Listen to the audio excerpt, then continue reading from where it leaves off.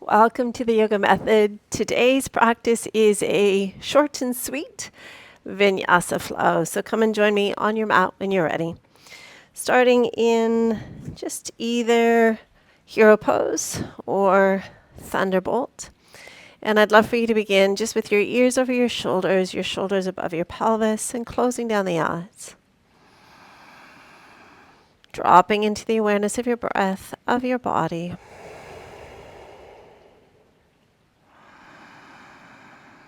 And cultivating the intention just to be present within our bodies for these next few minutes on our mats. And when you're ready, opening your eyes as we take a moment to warm up our wrists, please. So we'll come into 4-point kneeling, stacking shoulders and wrists and gripping with the fingers, thinking sputter fingers or cupcake fingers. And from there, I'd love for you just to gently shift your weight forwards and backwards. So you're only shifting forward to the point where you feel a very gentle stretch across the front of the wrist and through the back of your forearms. Taking one more just of these little movements.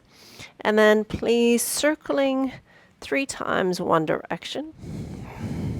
So we're still thinking angry cat between our shoulder blades. Our core is on to support our spines.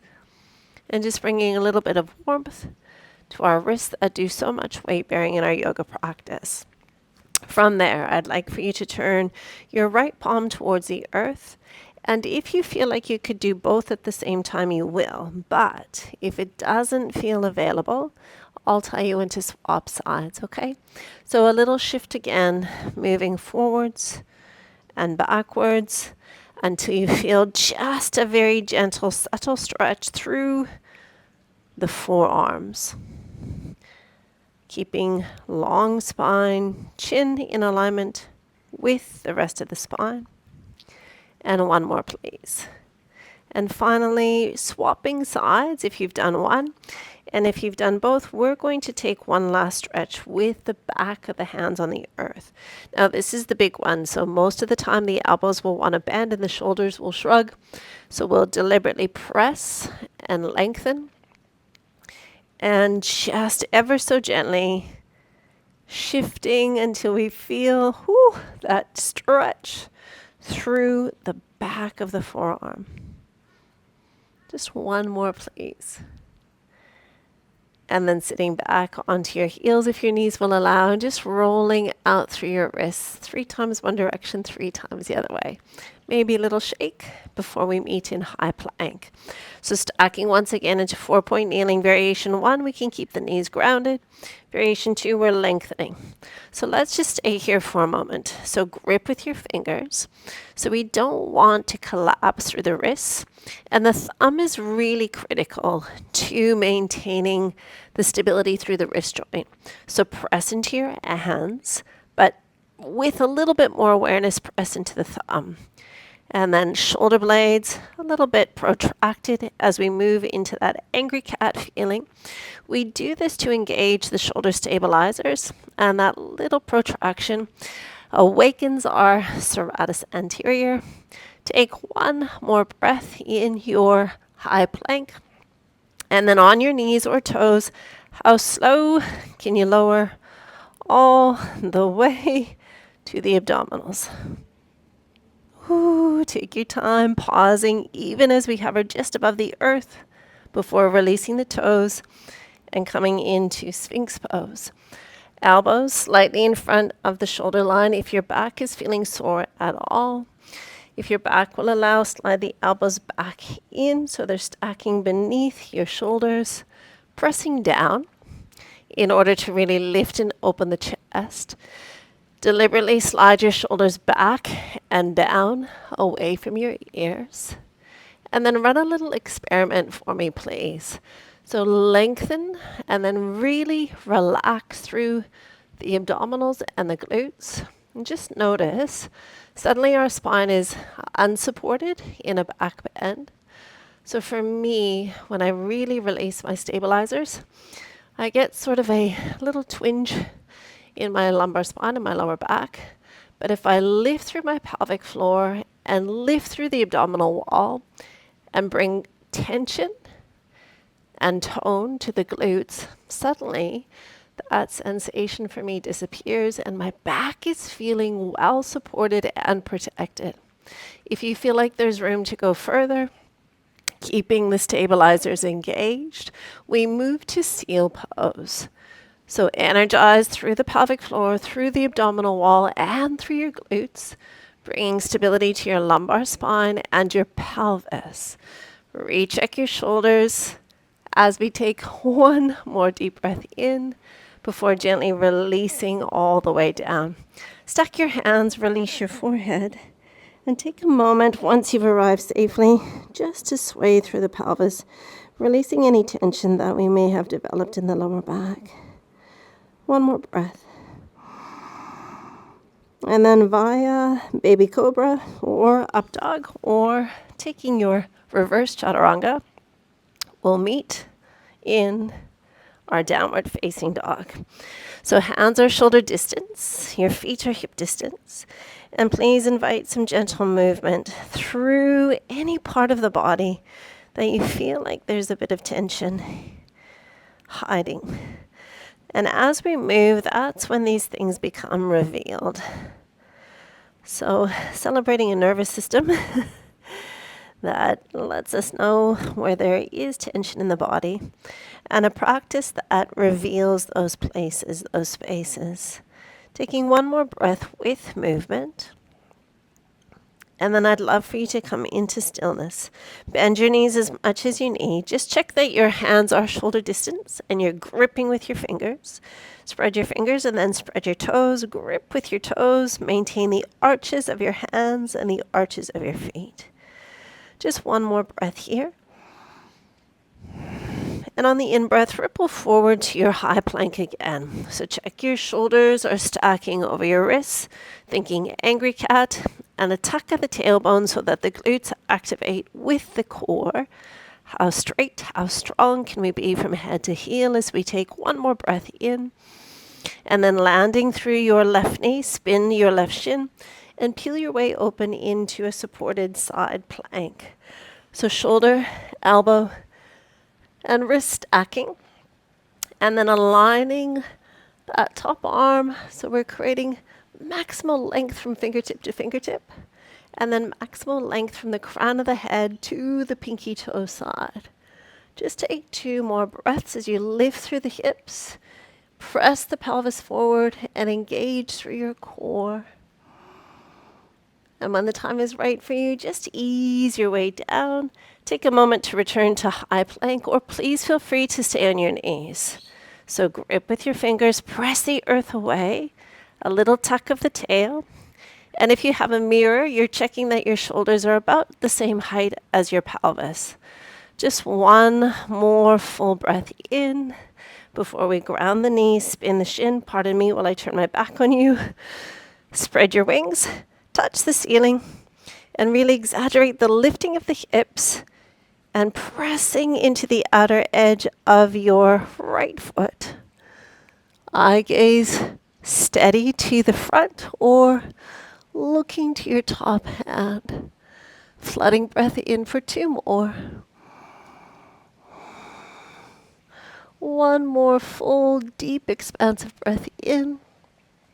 And on your exhalation, return your eye gaze and return to your high plank. Shifting forward on knees or toes, elbows tight, belly strong as we lower through chaturanga halfway. You'll take a baby cobra or an upward facing dog as we energize back body before lifting up and back to your downward facing dog. Spread your fingers, spread your toes, finding length, finding lift, finding breath for 2 more. One more full deep breath in and out. Listen, it is your left leg that's going to rise. So square your shoulders, square your pelvis, and let's just stay here. Feeling the glorious stretch that comes through the right hamstring. And the strengthening work that's happening through the rest of the body, particularly through your left left glute and your left hamstring. Your eye gaze is to your right big toe as we press a little bit more firmly into our hands for one more deep breath in and out. On the in-breath, let's lift to the right tiptoes. Bring your knee to your chest, pausing here for one breath before stepping the foot between the hand and releasing your right knee to the earth. Option 1, hands resting on your thigh. Variation 2 will reach high. Square the pelvis, tuck your tailbone, and then descending into your hip flexor stretch as far as the body will allow. We can always create a little bit of a back bend shape if that feels available to you. Just stay and breathe for 3. Stay and breathe for 2. One more full deep breath in. And on your exhalation, shift your weight back, frame your foot, please. Slide your hands just past the toes as we power into the back leg. Option 1 to stay. Variation 2, pick up your foot just a little bit, or if it feels good, lift it a little bit more. We level through the pelvis once again. And now feeling the opposing stretch happening through our left hamstring as we strengthen both glutes. There's a lot of glutes, there's 6 of them, but we'll focus on glute max. I have a hair that's in my mouth. Taking 2 more breaths, much better. One more full deep breath in. We're transitioning to tree pose. So please touch the floor as many times as you need to. And when we arrive, please know that tree with your toe on the floor is tree pose. Variation 2, between your ankle and your knee. And variation 3, placing that foot just above the knee joint. So we just don't want to push directly on the knee joint. So above or below. Now energize through your hands as you come to prayer. Steady your eyes and grip with your toes on your left foot as you maintain the arch. One more full breath before we lift the knee to the front. Remember, your toes can be on the floor. And then let's return to our warrior 3, but leaving the hands in prayer for just a moment. Navigate your way. It doesn't need to be high and it doesn't have to be pretty. We're just exploring movement and breath. One more full deep breath in before landing your toes at the back of your mat and turning towards me for warrior 2, bending into your left knee, lengthening through your right, pressing the hands. So the torso's turning towards me, and that will encourage your left knee to buckle. But we're not going to let that happen. We're going to press the the knee towards the pinky toe as we stay and breathe for 2. One more full deep breath in and out. Skandasana, the opposite direction. So I'd like for you to land your hands on your thigh as you bend into your right knee, pressing energetically into your left foot. Stay for 2 more breaths here in this supported version. And then things are going to get a little messy, and that's okay. Life tends to be a little messy, so our yoga practice should reflect our real life. So option 1, option 2, and then option 3 to come that little bit deeper.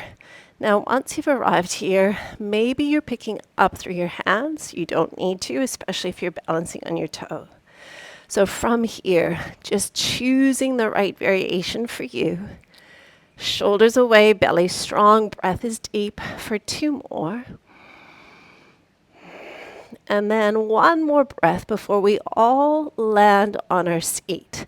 So it doesn't matter how you get there, just landing on your bottom. Your hands can be on the floor. We can stay stationary and static, or we can explore a little bit of rotation through this hip joint. So on the inhalation, just turning towards your right leg, left leg, and then easing your way back to the front. So it's your right knee that's moving, your left leg is stationary, and just see how that hip is feeling today. 1 more breath with movement. And then another little messy transition perhaps. You might need to put your hands on the floor, or you might be able to lift up without using your hands. One more breath as we meet in Skandasana before grounding our hands and pivoting to the other end of the mat. Please step your feet together, big toes touching, bend your knees so much that your chest and your ribs are almost resting on your thigh. And then let's pause here in chair pose, Utkatasana. Hands can stay on your knees. You could stand taller, of course. Variation 2, we'll reach our hands forward, really deliberately squeeze the knees towards the midline. Deliberately draw your navel towards your spine and melt your shoulders away from your ears. Final variation, lifting to the tips of our toes, balancing and strengthening all the intrinsic muscles of our feet. 2 more breaths remaining. One more full deep breath in before we land the heels and release our head and release our shoulders. On your in-breath, hands to shins or fingertips to floor, flat back extension. Before stepping or hopping, transitioning on your knees or your toes through chaturanga dandasana, energizing, opening, baby cobra or upward facing dog. Before lifting up and back, downward facing dog. Now ripple your way forward to high plank immediately. Option 1, right knees on the earth, spin and turn to that side plank we did right at the beginning. Variation 2, we're splitting our stance. Variation 3, we're stacking our feet. Hips high, belly strong. Find your breath. Ooh, shaky arms. Last 3 breaths, please. For 2. In it together, once more, before releasing back to your high plank. Pause, feel that shape. Protraction through the shoulders, tuck of the tailbone. One more deep breath in before lifting your hips to your downward facing dog. Just checking in with your alignment, setting up the posture, and only when the time is right for you, we will be lifting through our right leg. Stamp your shoulders down, square the pelvis. Really exaggerate the pressing through the hands and the length through your legs as you gaze at your left big toe for 2 more breaths. One more full, deep, beautiful breath in and out.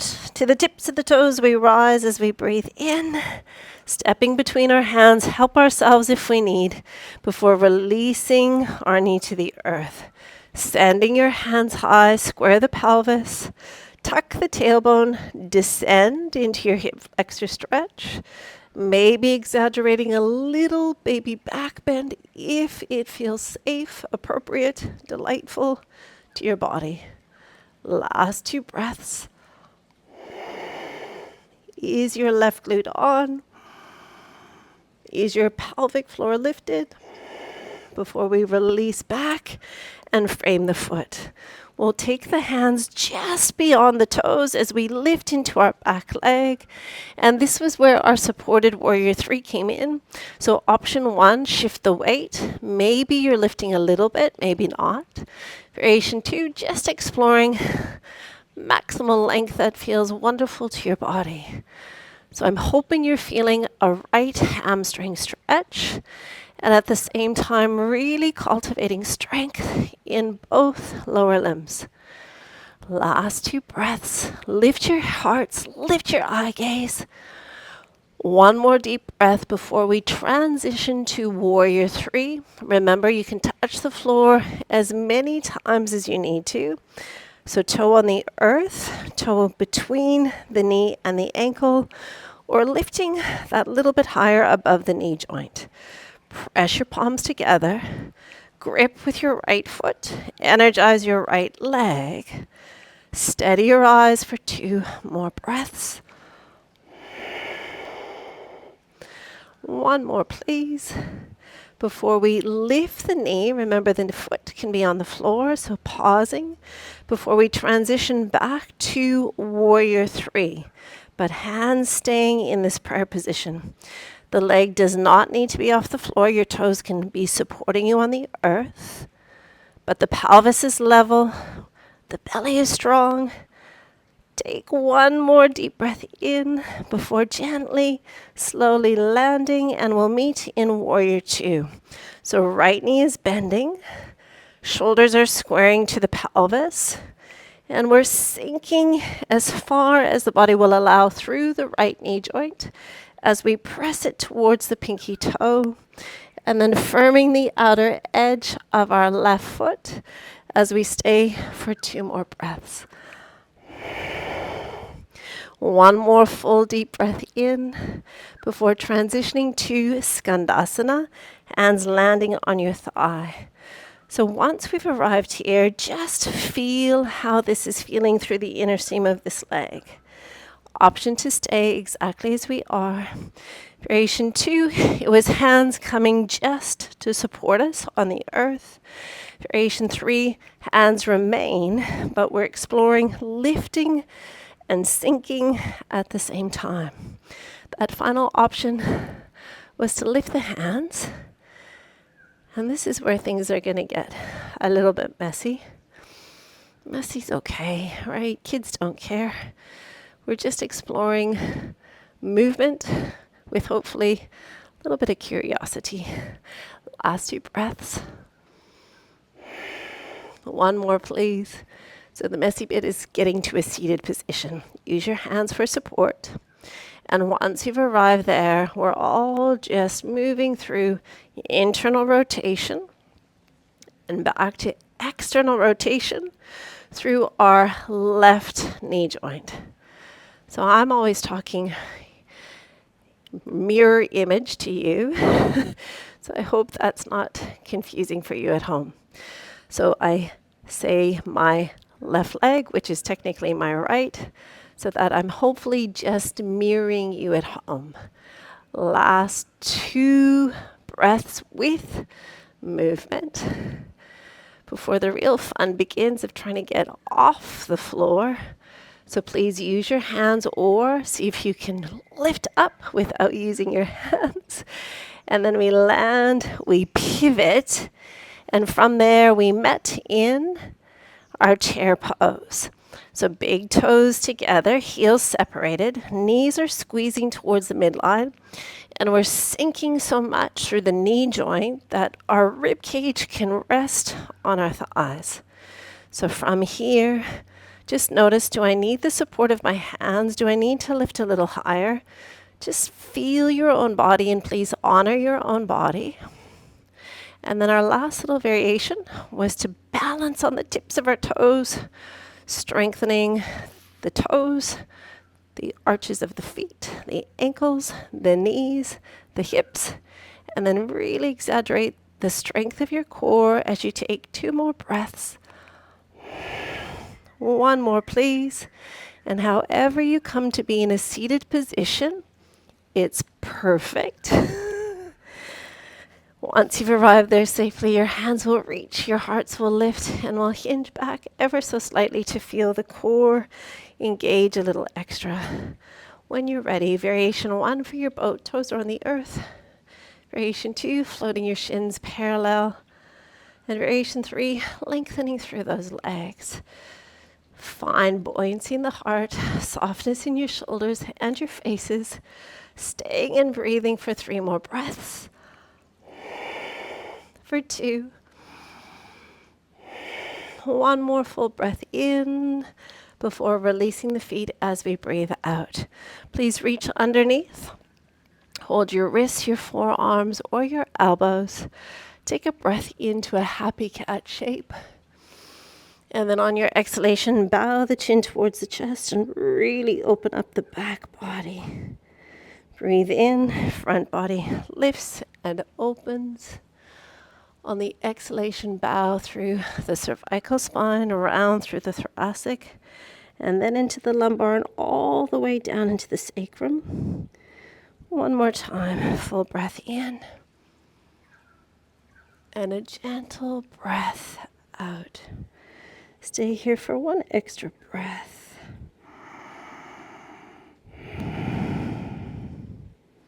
You know what? We forgot side plank. And when I say we, I should say me. We forgot side plank on the other side. No time like the present. Cross your ankles, meet me in a high plank. I should probably do a do-over, but we're not going to. We're going to just know that life and our yoga practice sometimes has little hiccups. There's our hiccup for the day. If only that was the only hiccup. Option 1, option 2, and option 3. Just when you thought all the hard work was behind us, I remind us and remember that we have a side plank remaining. Please forgive me. Lift your hips, energize your core, your legs. Find 3 more breaths. Last 2.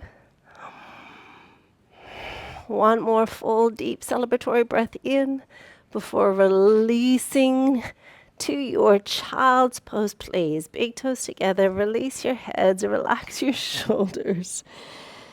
And finding a moment of stillness. Short and sweet. Strong, a little spicy. Oh, the richness that life has to offer us. Condensed in our yoga practice. There's 2 breaths remaining.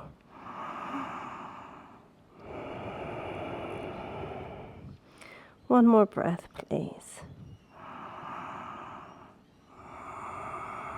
Take a little walk to the left side of the mat. Open up the right side of the torso. You could stack your left hand on top of your right, or you could leave your left hand by your left thigh, just to anchor you a little bit more. Please feel free to roll through the torso to find the perfect angle for you. One more deep, smooth breath.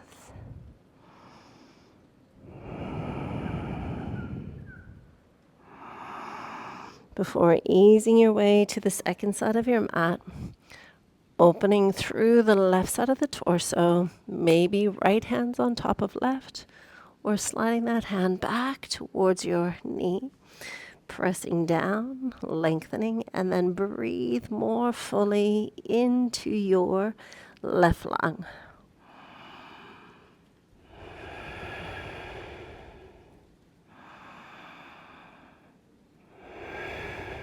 One more breath.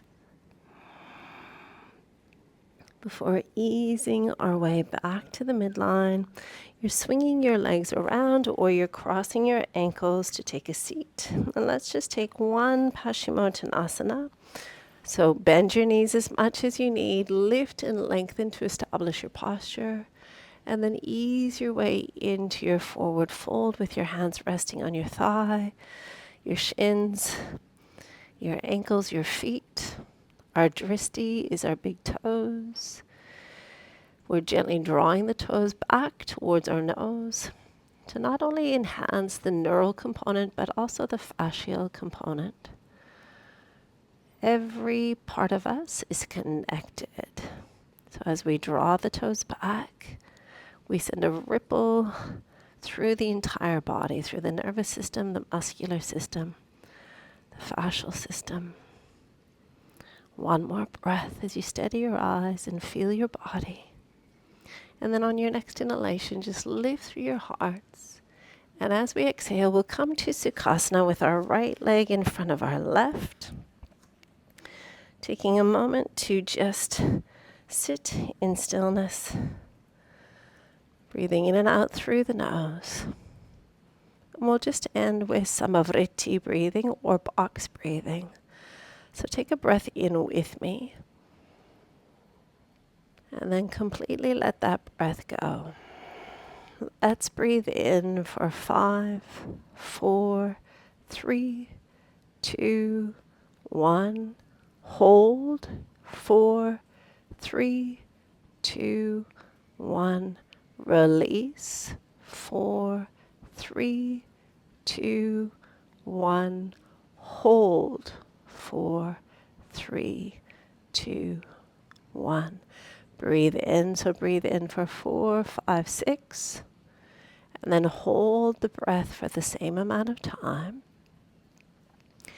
And then exhaling the breath for the same amount of time before retaining the breath for the same amount of time.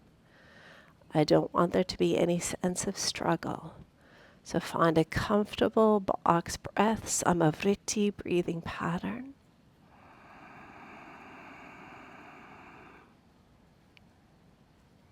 And as we retain the breath on the inhalation and the exhalation, could you deliberately lift and engage your pelvic floor, your mula bandha more? So at the top of your inhalation, really deliberately pause to lift through mula bandha and scoop the lower belly for uddiyana bandha. And at the end of the exhalation, as you retain the out breath, lift and scoop mula bandha, uddiyana bandha.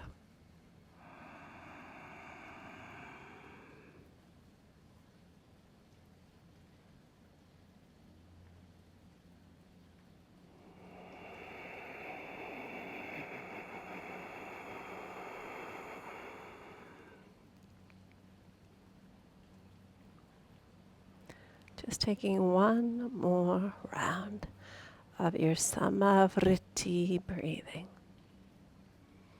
Just notice the quality that it creates within the mind and within the body.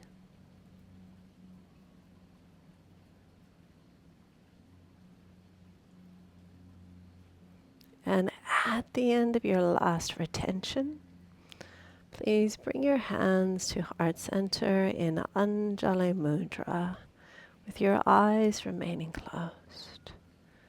Just feeling this beautiful quality of energy within the mind, within the body, and this profound alignment of the mind, the body, and spirit that our yoga practice brings.